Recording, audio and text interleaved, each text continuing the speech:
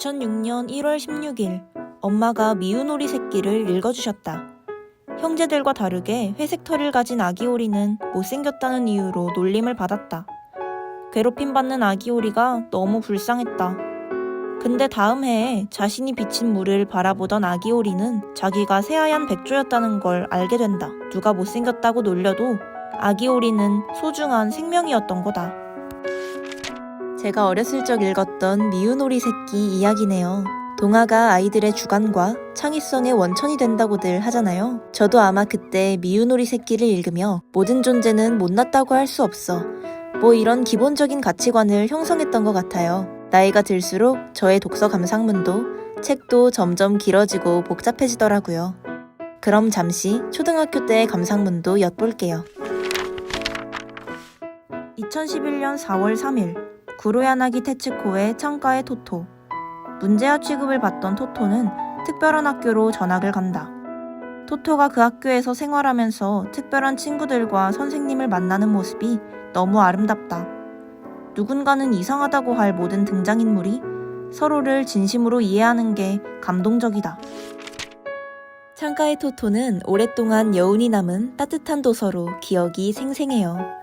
이 책에서는 주인공이 일반적이지 않다고 해서 틀렸다고 고치려는 게 아니라 늘 넌 소중하고 착한 아이라며 아이의 특성을 존중해주는 어른들이 나옵니다. 또 다른 나라에서 온 친구, 소아마비가 있는 친구들 등 누군가는 비정상적이라고 말할 사람들과 순수한 추억을 만들며 개개인의 다양성에 대한 소중함을 깨닫죠.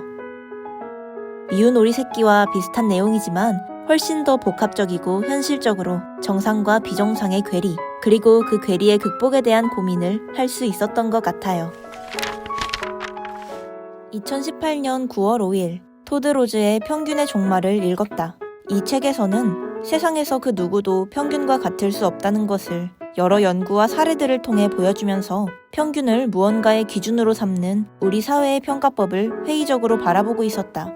물론 평균 자체는 효율적인 부분도 있으나 기본 정의부터 다르고 어쩌면 정의할 수 없을지도 모르는 우리를 어떻게 평균에 끼워 맞출 수 있을까? 내가 잊고 있던 무언가를 찾은 것만 같은 기분이 들었다. 입시를 준비하는 나로서는 솔직히 평균의 존재를 무시하기 힘들지만 나라는 존재 그 자체만을 생각했을 땐 절대 줄 세워질 수 없는 존재라는 것을 잊지 않아야겠다.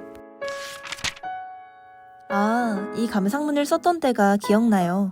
고등학생들은 아무래도 점수에 영향을 많이 받다 보니 성적에 대한 스트레스가 컸었나 봐요. 그 당시에 제게 평균의 종말은 우리 개개인은 모두가 특별한 경우라는 사실을 통계학적 사실을 기반으로 말해주었죠. 지금은 알아요. 평균이라는 잣대가 저를 누를 수 없다는 걸요.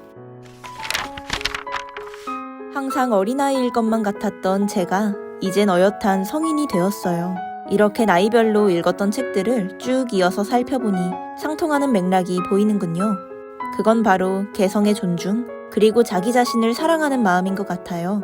어린 시절에 전 가장 먼저 미운오리 새끼를 읽으며 이 세상 모든 존재는 소중하다, 이 정도의 생각을 했지만 사실 어린 나이에 깊게 와닿진 않았죠.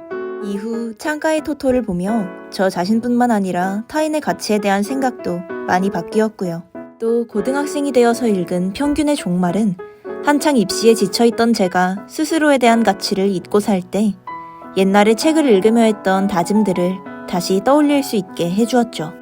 어린 아이일 때부터 성인이 될 때까지 아무리 책 읽기를 즐기지 않는 사람이라고 해도 누구나 기본적으로 독서를 합니다. 제가 제 오래전 감상문을 펼쳐보면서 새롭게 깨달은 사실은 책은 사람에게 정말 많은 영향을 끼친다는 거예요. 제가 읽은 책들이 결국 쌓이고 쌓여 지금의 저를 만들었다고 생각해요. 책은 저 자신이 성장했다는 것을 스스로 알게 해주는 이정표라고 할 수도 있겠어요. 앞으로의 저는 또 어떤 책을 읽게 될까요? 그렇게 저는 어떤 사람이 되어 있을까요?